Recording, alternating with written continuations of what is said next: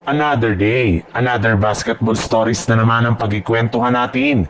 At ngayon nga ay ang pag-uusapan natin ang balitang bagong big man ngayon ng Los Angeles Lakers at ang balitang bagong batang player na target ngayon ng Golden State Warriors. Ayon nga sa isang NBA analyst, meron na rin naman nga daw pong inilabas ngayon na isang trade proposal na maaaring pagdiskusyonan at pag-usapan ng front office ng Los Angeles Lakers at Utah Jazz sa mga susunod na araw.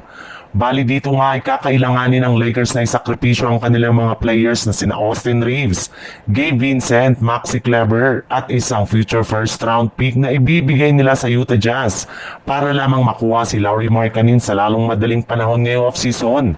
Bali isang buwan na lang naman nga ang natitira bago magsimula ang mga laro sa NBA. Kaya kailangan na nga nilang madaliin at kung hindi man ay maaari nga nila itong gawin sa darating na trade deadline.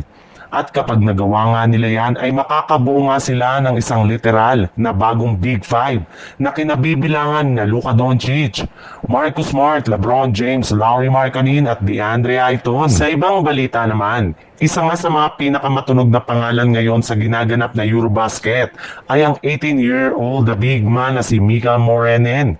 Dahil sa kabila nga ng kanyang edad ay literal nga na nakikipagsabayan na ito sa mga pinakamagagaling na players sa buong mundo. Tinulungan pa nga niya ang Finland para lamang ma-upset noong nakarang araw ang heavy favorite na Serbian na si Nikola Jokic.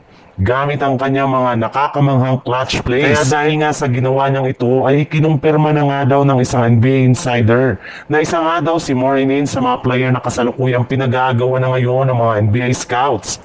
At kabilang nga sa mga nabanggit na team na nagbigay na agad ng interes sa pagkuha sa kanya ay ang Golden State Warriors since naniniwala nga sila na sasakto ang laro nito sa playstyle ng kanilang kupunan.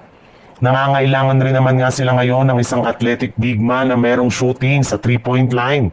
Pero para nga sa inyong kalaman, si Mika Morenin nga ay inaasahang papasok sa NBA sa darating pa naman na taong 2027 bilang isang high lottery pick.